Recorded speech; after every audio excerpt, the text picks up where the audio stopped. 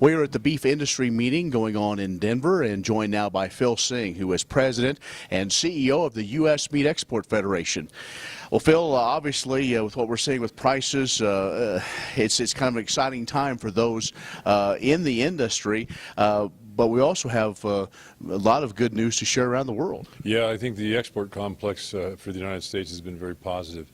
We're up about 9% on a volume basis, 17% on a value basis. I think what we're seeing internationally is this tremendous growth. There's tremendous demand. The demand is actually going faster than it is here in the United States, so that's why it's attracting and pulling this meat out of this market. I think of course we're doing everything we can do to increase that demand, and so that's why we're seeing right now for the average on a fed steer right now, you're talking $245 per fed steer as far as the export dividend. So it looks very, very positive. And then if you look at product for the whole year, we're probably going to export about $6.5 billion worth of product. So that's going to be a new record again. I heard this morning there was some concern we might run out of cattle by the end of the year just because herd expansion hasn't been able to take place as quickly. I would guess that probably plays into other countries want to know if we'll be able to meet their supply their demand. Well, I think what you're seeing is we're importing more product than we ever have probably, or as much as we have when we've been doing a lot of it. But we're seeing from the demand side internationally, that's where the value is, and we're seeing more and more of this being pulled internationally. I think this should be a catalyst for us to increase production. Obviously, we all know it's going to take time to do that, and demand is growing faster than our ability basically to produce. So I think we're going to see these high prices. We're going to see demand increasing, demand worldwide. Trade of beef this year eclipsed trade of pork as far as the trade side. There's just tremendous interest in beef. Last year, Japan was the major catalyst. This year, China is the major catalyst, and China probably will be for a long time because they're never going to be able to produce. There's a lot of dry land in China, and so I think this is going to continue. And we're seeing the Chinese looking around, wanting to buy plants, wanting to buy into different countries. We're seeing this going on. So this is all part of their self-sufficiency or their self-security, if you will, complex they're working on. With the situation going on in Argentina right now, with basically they're running into serious financial problems, is that another opportunity now for U.S. beef because of them trying to get their situation in order? Well, traditionally, the Argentines were always about the 5th largest exporter around the world. They had that for a long, long time. We used to export primarily sweetbreads to Australia in the day, if you will.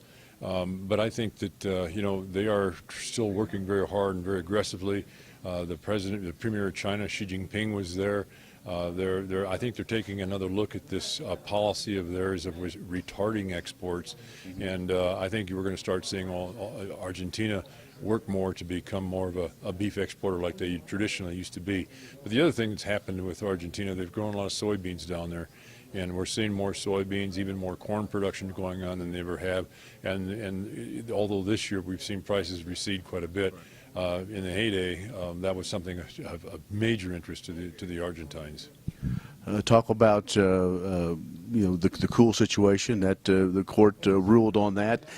Help, hurt, does it really matter much as we look at the big picture with U.S. meat? Well, I think down the road, I mean, the major concern there, of course, is our exports to Canada and also to Mexico. These two markets alone constitute over $2 billion of our export portfolio, and a portfolio is about $6 billion. So that would be 1/3 of our exports would be jeopardized if they put that retaliation on. But I think between now and then, there's going to be a lot of work done, and hopefully that our Congress will see the way that there's a way that they can take a look at this and at least have us be what I would call consistent with the WTO, where that would then nullify any ability for them to retaliate against the United States. So there's going to be a lot of work to do, but I think hopefully we can work this thing out amicably, and we won't have to get to the worst case scenario before we figure out what we need to do.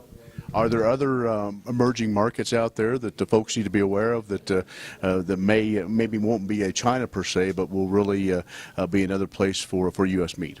Well, I think that the world's only so big, and I think we're in over 100 countries right now.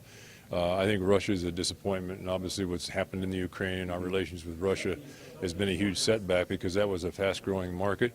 where we see the Middle East as a whole as a growing area for us. Even though there's a lot of turbulence over there, it's a big country, it's a big area, and there are pockets there where we've seen real growth in the Middle East.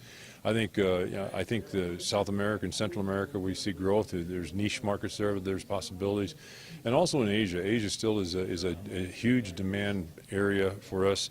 If you go out to the year 2030, 65% of the world's GDP is going to be just in Asia, and so we see there's markets within markets. There's a lot to do.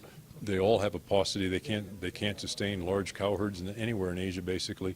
So as that area grows, we want to be there with it growing as well. Phil, thanks a lot. Good to see you. My pleasure. My pleasure. Phil Seng, who is President and CEO of the U.S. Meat Export Federation, has joined us here at Denver and the Beef Industry Conference. For AgView, I'm Ken Rahjes.